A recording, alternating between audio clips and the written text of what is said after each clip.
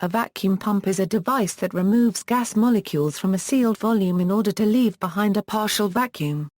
The first vacuum pump was invented in 1650 by Otto von Guericke, and was preceded by the suction pump, which dates to antiquity. Types: pumps can be broadly categorized according to three techniques. Positive displacement pumps use a mechanism to repeatedly expand a cavity, allow gases to flow in from the chamber, seal off the cavity, and exhaust it to the atmosphere.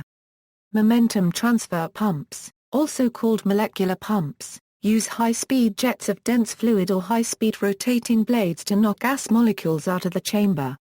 Entrapment pumps capture gases in a solid or adsorbed state. This includes cryopumps, getters, and ion pumps. Positive displacement pumps are the most effective for low vacuums. Momentum transfer pumps in conjunction with one or two positive displacement pumps are the most common configuration used to achieve high vacuums. In this configuration, the positive displacement pump serves two purposes. First, it obtains a rough vacuum in the vessel being evacuated before the momentum transfer pump can be used to obtain the high vacuum, as momentum transfer pumps cannot start pumping at atmospheric pressures. Second, the positive displacement pump backs up the momentum transfer pump by evacuating to low vacuum the accumulation of displaced molecules in the high vacuum pump. Entrapment pumps can be added to reach ultra-high vacuums, but they require periodic regeneration of the surfaces that trap air molecules or ions. Due to this requirement, their available operational time can be unacceptably short in low and high vacuums, thus limiting their use to ultra-high vacuums. Pumps also differ in details like manufacturing tolerances, sealing material, pressure, flow, admission or no admission of oil vapor, service intervals, reliability, tolerance to dust, tolerance to chemicals, tolerance to liquids and vibration. Performance measures. Pumping speed refers to the volume flow rate of a pump at its inlet, often measured in volume per unit of time. Momentum transfer and entrapment pumps are more effective on some gases than others, so the pumping rate can be different for each of the gases being pumped, and the average volume flow rate of the pump will vary depending on the chemical composition of the gases remaining in the chamber. Throughput refers to the pumping speed multiplied by the gas pressure at the inlet, and is measured in units of pressure of volume unit time. At a constant temperature, throughput is proportional to the number of molecules being pumped per unit time, and therefore to the mass flow rate of the pump. When discussing a leak in the system or backstreaming through the pump, throughput refers to the volume leak rate multiplied by the pressure at the vacuum side of the leak, so the leak throughput can be compared to the pump throughput. Positive displacement and momentum transfer pumps have a constant volume flow rate, but as the chamber's pressure drops, this volume contains less and less mass. So although the pumping speed remains constant, the throughput and mass flow rate drop exponentially. Meanwhile, the leakage, evaporation, sublimation and backstreaming rates continue to produce a constant throughput into the system. Positive displacement. A partial vacuum may be generated by increasing the volume of a container. To continue evacuating a chamber indefinitely without requiring infinite growth, a compartment of the vacuum can be repeatedly closed off, exhausted, and expanded again. This is the principle behind positive displacement pumps, like the manual water pump for example. Inside the pump, a mechanism expands a small sealed cavity to reduce its pressure below that of the atmosphere. Because of the pressure differential, some fluid from the chamber is pushed into the pump's small cavity. The pump's cavity is then sealed from the chamber, opened to the atmosphere, and squeezed back to a minute size. More sophisticated systems are used for most industrial applications, but the basic principle of cyclic volume removal is the same: rotary vane pump, the most common, diaphragm pump, zero oil contamination, liquid ring high resistance to dust, piston pump, fluctuating vacuum, scroll pump, highest speed dry pump, screw pump, Wankel pump, external vane pump, Roots blower, also called a booster pump, has highest pumping speeds but low compression ratio, multistage Roots pump that combines several stages providing high pumping speed with better compression ratio, Topler pump, low pump, the base pressure of a rubber and plastic sealed piston pump system is typically 1 to 50 kilopascals, while a scroll pump might reach 10 pascals and a rotary vane oil pump with a clean and empty metallic chamber can easily achieve 0.1 pascals. A positive displacement vacuum pump moves the same volume of gas with each cycle, so its pumping speed is constant unless it is overcome by backstreaming. Momentum transfer. In a momentum transfer pump, gas molecules are accelerated from the vacuum side to the exhaust side. Momentum transfer pumping is only possible below pressures of about 0.1 kilopascals. Matter flows differently at different pressures based on the laws of fluid dynamics. At atmospheric pressure and mild vacuums, molecules interact with each other and push on their neighboring molecules in what is known as viscous flow. When the distance between the molecules increases, the molecules interact with the walls of the chamber more often than with the other molecules, and molecular pumping becomes more effective than positive displacement pumping. This regime is generally called high vacuum. Molecular pumps sweep out a larger area than mechanical pumps, and do so more frequently, making them capable of much higher pumping speeds. They do this at the expense of the seal between the vacuum and their exhaust. Since there is no seal, a small pressure at the exhaust can easily cause backstreaming through the pump. This is called stall. In high vacuum, however, pressure gradients have little effect on fluid flows, and molecular pumps can attain their full potential. The two main types of molecular pumps are the diffusion pump and the turbomolecular pump. Both types of pumps blow out gas molecules that diffuse into the pump by imparting momentum to the gas molecules. Diffusion pumps blow out gas molecules with jets of oil or mercury, while turbomolecular pumps use high-speed fans to push the gas. Both of these pumps will stall and fail to pump if exhausted directly to atmospheric pressure, so they must be exhausted to a lower-grade vacuum created by a mechanical pump. As with positive displacement pumps, the base pressure will be reached when leakage, outgassing, and backstreaming equal the pump speed, but now minimizing leakage and outgassing to a level comparable to backstreaming becomes much more difficult. Diffusion pump, turbomolecular pump, regenerative pump. Regenerative pumps utilize vortex behavior of the fluid. The construction is based on hybrid concept of centrifugal pump and turbo pump. Usually it consists of several sets of perpendicular teeth on the rotor circulating air molecules inside stationary hollow grooves like multistage centrifugal pump. They can reach to 1A, 10 or 5 millibars and directly exhaust to atmospheric pressure. Examples of such pumps are Edwards EPX and Pfeiffer on-tool TM Booster 150. It is sometimes referred as side-channel pump. Due to high pumping rate from atmosphere to high vacuum and less contamination since bearing can be installed at exhaust side, this type of pumps are used in load lock and semiconductor manufacturing processes. This type of pump suffers from high power consumption, 1 kilowatt, compared to turbomolecular pump at low pressure since most power is consumed to back atmospheric pressure. This can be reduced by nearly 10 times by backing with a small diaphragm pump. Entrapment pumps may be cryopumps, which use cold temperatures to condense gases to a solid or adsorbed state, chemical pumps, which react with gases to produce a solid residue, or ionization pumps, which use strong electrical fields to ionize gases and propel the ions into a solid substrate.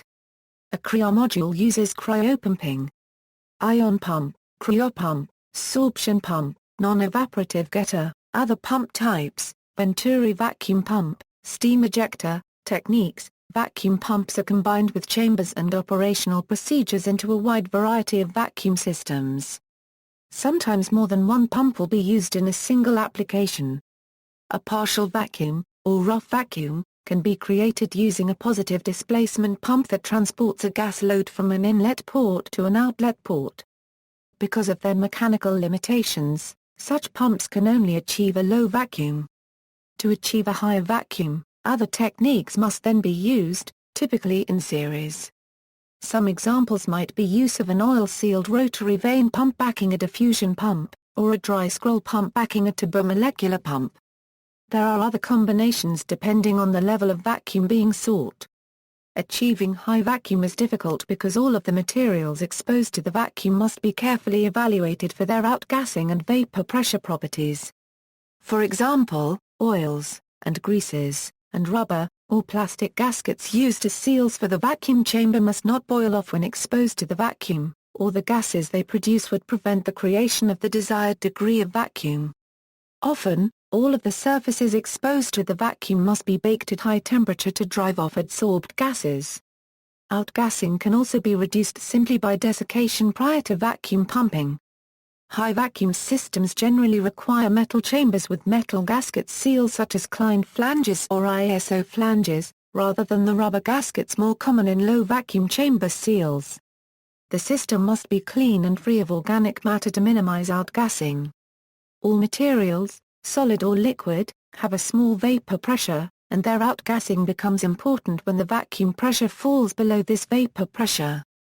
As a result, many materials that work well in low vacuums, such as epoxy, will become a source of outgassing at higher vacuums. With these standard precautions, vacuums of 1 megapascal are easily achieved with an assortment of molecular pumps. With careful design and operation, 1 micron par is possible. Several types of pumps may be used in sequence or in parallel. In a typical pump-down sequence, a positive displacement pump would be used to remove most of the gas from a chamber, starting from atmosphere to 25 torr. Then a sorption pump would be used to bring the pressure down to 10 or 4 torr. A cryopump or turbomolecular pump would be used to bring the pressure further down to 10 or 8 torr. An additional ion pump can be started below 10 or 6 torr to remove gases which are not adequately handled by a cryopump or turbopump, such as helium or hydrogen. Ultra-high vacuum generally requires custom-built equipment, strict operational procedures, and a fair amount of trial and error. Ultra-high vacuum systems are usually made of stainless steel with metal gasketed vacuum flanges. The system is usually baked, preferably under vacuum, to temporarily raise the vapor pressure of all outgassing materials in the system and boil them off. If necessary, this outgassing of the system can also be performed at room temperature, but this takes much more time. Once the bulk of the outgassing materials are boiled off and evacuated, the system may be cooled to lower vapor pressures to minimize residual outgassing during actual operation. Some systems are cooled well below room temperature by liquid nitrogen to shut down residual outgassing and simultaneously cryopump the system. In ultra-high vacuum systems, some very odd leakage paths and outgassing sources must be considered. The water absorption of aluminium and palladium becomes an unacceptable source of outgassing, and even the absorptivity of hard metals such as stainless steel or titanium must be considered. Some oils and greases will boil off in extreme vacuums. The porosity of the metallic vacuum chamber walls may have to be considered, and the grain direction of the metallic flanges should be parallel to the flange face. The impact of molecular size must be considered. Smaller molecules can leak in more easily and are more easily absorbed by certain materials, and molecular pumps are less effective at pumping gases with lower molecular weights. A system may be able to evacuate nitrogen to the desired vacuum, but the chamber could still be full of residual atmospheric hydrogen and helium. Vessels lined with a highly gas-permeable material such as palladium create special outgassing problems. Uses of vacuum pumps. Vacuum pumps are used in many industrial and scientific processes including composite plastic molding processes, driving some of the flight instruments in older and simpler aircraft without electrical systems.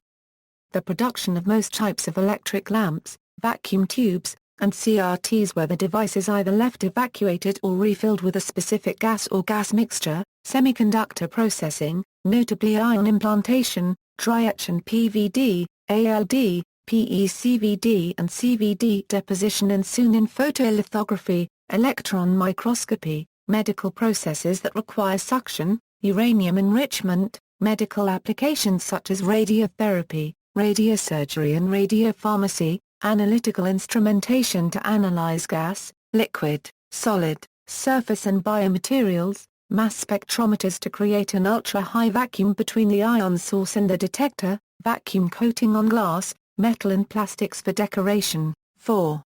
Durability and for energy saving, such as low emissivity glass, hard coating for engine components, ophthalmic coating, milking machines and other equipment in dairy sheds, vacuum impregnation of porous products such as wood or electric motor windings.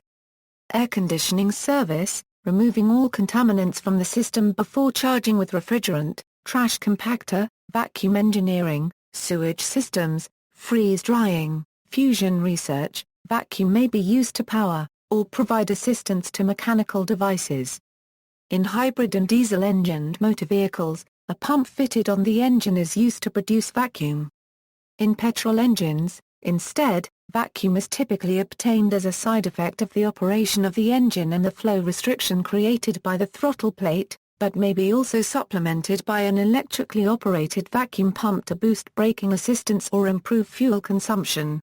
This vacuum may then be used to power the following motor vehicle components: the vacuum servo booster for the hydraulic brakes, motors that move dampers in the ventilation system, the throttle driver and the cruise control servo mechanism, door locks or trunk releases. In an aircraft, the vacuum source is often used to power gyroscopes and the various flight instruments. To prevent the complete loss of instrumentation in the event of an electrical failure, the instrument panel is deliberately designed with certain instruments powered by electricity and other instruments powered by the vacuum source. History of the vacuum pump. The predecessor to the vacuum pump was the suction pump, which was known to the Romans. Dual-action suction pumps were found in the city of Pompeii. Arabic engineer al-Jazari also described suction pumps in the 13th century. He said that his model was a larger version of the siphons the Byzantines used to discharge the Greek fire. The suction pump later reappeared in Europe from the 15th century. By the 17th century, water pump designs had improved to the point that they produced measurable vacuums, but this was not immediately understood. What was known was that suction pumps could not pull water beyond a certain height, 18 Florentine yards according to a measurement taken around 1635. This limit was a concern to irrigation projects, mine drainage, and decorative water fountains planned by the Duke of Tuscany, so the Duke commissioned Galileo to investigate the problem. Galileo advertised the puzzle to other scientists, including Gaspar Berti, who replicated it by building the first water barometer in Rome in 1639. Berti's barometer produced a vacuum above the water column, but he could not explain it. The breakthrough was made by Evangelista Torricelli in 1643. Building upon Galileo's notes, he built the first mercury barometer and wrote a convincing argument that the space at the top was a vacuum. The height of the column was then limited to the maximum weight that atmospheric pressure could support. This is the limiting height of a suction pump, and the same as the maximum height of a siphon, which operates by the same principle. Some people believe that although Torricelli's experiment was crucial, it was Blaise Pascal's experiments that proved the top space really contained vacuum. In 1654, Otto von Guericke invented the first vacuum pump and conducted his famous Magdeburg hemispheres experiment, showing that teams of horses could not separate two hemispheres from which the air had been evacuated. Robert Boyle improved Guericke's design and conducted experiments on the properties of vacuum. Robert Hooke also helped Boyle produce an air pump which helped to produce the vacuum. The study of vacuum then lapsed until 1855, when Heinrich Geissler invented the mercury displacement pump and achieved a record vacuum of about 10 pascals. A number of electrical properties become observable at this vacuum level, and this renewed interest in vacuum. This, in turn, led to the development of the vacuum tube. In the 19th century, Nikola Tesla designed an apparatus that contains a sprengel pump to create a high degree of exhaustion. Hazards. Old vacuum pump oils that were produced before circa 1980 often contain a mixture of several different dangerous polychlorinated biphenyls, which are highly toxic, carcinogenic, persistent organic pollutants. See also, an experiment on a bird in the air pump, vacuum sewerage, references.